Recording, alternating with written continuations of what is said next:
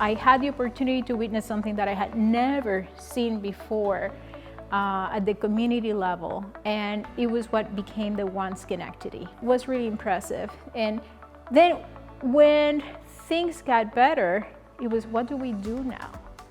And between the way I see it is thriving neighborhood challenges, what we created as a community during COVID, we were ready to go to the next step. What is next? The thing about growth is it's not supposed to be easy, it's supposed to be difficult. So I think we're now seeing a willingness of people to accept what may not be their perspective, and because of that, the city is growing. When we look at art together, it's a shared experience. Any kind of creative art, whether it's music, dance, visual art, it's a shared experience. People have conversations. Oh, did you see such and such art over on at that street or this street? It really brings us together as a community, and it has throughout history. The engagement and really truly listening to people in an authentic way has been something that's very unique about the Schenectady Foundation. That's what most excites me about Schenectady, the momentum that's being built, that it's not only a top-down strategy, it's a bottom-up strategy, and resources are being put into neighborhood level, so it's not just talk, it's actionable, it's possible, and it's beneficial for the whole city. Schenectady Foundation has really been a leader in facilitating bringing together all of the anti-hunger organizations and different government and community partners who play a role. It really is a community effort. How do we stop talking about the services and the issues that we respond to as individual issues, but as all connected, right? The issue of health is connected to the issue of food, is connected to the issue of education, is connected to the issue of housing, and we're not gonna be able to tackle any one individual without tackling the other. And I'm glad to be here because I think it's very important, because a lot of areas don't have a foundation specifically designed to help people from particular communities or particular areas.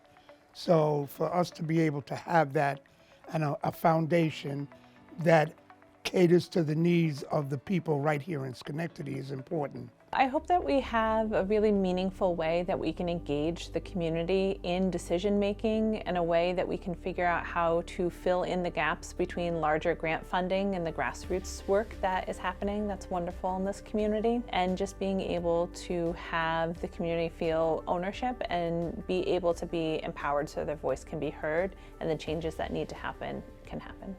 Yeah, I think Bridges was a genesis of systems change, and it proved it could work and could be effective. Now the foundation, of course, has built upon that and taken it in directions that we could not have imagined. But the consistent theme is that there's effectiveness at ground level. And the foundation's one of the few groups that goes to ground level and spends time at ground level and then creates funding for people who may not have the portfolio to attract traditional funding. The foundation has said you're not excluded from community change. And so I think the Schenectady Foundation was doing systems change before it became in the vernacular, but we trained in it, so the systems change we're talking about today, we've already got momentum, we've already experimented with this stuff. And it's exciting for me. Part of what I hope to see is these systems that have been in place for so many years. And it's not just a system in place in Schenectady, right? These are systemic throughout our society that have been created to really support, in my mind, mostly white folks. And so what we want to do is make sure those systems are recreated so that they are inclusive.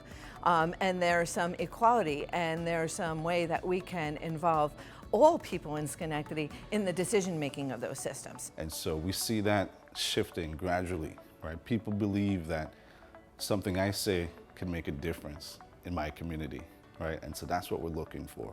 And that's a long race, but it's one that we're actively keeping pace on. That's what we're looking for to see in Schenectady, where we're taking the residents, the community members in and getting their perspective on why a system works, why it doesn't, its benefits, its challenges, and then we take that system when we're actually able to mold it into something that works for everyone in the community. When people in this community get it asked to be involved in a process, especially if you're from a neighborhood like Hamilton Hill or Mount Pleasant that has seen a lot of historical disinvestment, economic exclusion, even exploitation, the first response could be doubt. You think, you don't care about what I think. And that has to be a capacity built on both sides. One, for the institutions to listen to the people they're asking, who they have historically not listened to, and for the people to believe that what they say is going to make a difference. People are becoming more comfortable with voicing their opinion in a manner in which people are willing to listen. We want to build that capacity on both sides, on the side of the residents and on the sides of the institutions. And when we have that shared capacity, a lot more will be possible. We've already seen what can happen when the community really gets involved. Now, remember that this is a new concept in terms of what's been implemented. You know, for the community, this is not new to us. We already knew that things and decisions were made, and we weren't even included at the table where the decisions were going on. Individuals in the neighborhood that are just giving their love and their heart into improving the community. And it's my hope, I guess, that those efforts are backed with resources. The people that live in the community are the ones that really understand the issues they're dealing with. Let's provide the resources so that they can get stronger, they can learn the skills to help solve these problems together. And I'm really excited about that. The community is driving the solutions-based agendas that we're seeing in the community now. You know, and that's really a testament to the different leaders in the community, different faith-based religions. When you talk about equity in the sense of people, right? It starts with the voice. It starts with conversations that are uncomfortable. The thing that really inspires me about this work is the possibility to change someone's idea of themselves as a beneficiary to that being a benefactor, right? How do we help people shift their identities from receiving help and receiving services and being a needy person, which they may be in a certain situation, but allowing that to not allow them to stay in that same place? How do we allow people to shift from beneficiaries to benefactors, to recognize their power to create change in their lives and communities? And I think the role that the foundation can play is to help to tell that story, to show people that the impacts of their involvement are meaningful. We can come together, and Schenectady has already in its DNA that collaborative model that could turn into partnership, and the pandemic revealed that we can do that. So that gives me a lot of hope that we will be able to influence not only the immediate need in the resources that we're giving, but to actually be able to partner with City Hall, with county government, and with the state legislature in letting them know Schenectady is a microcosm of the state of New York.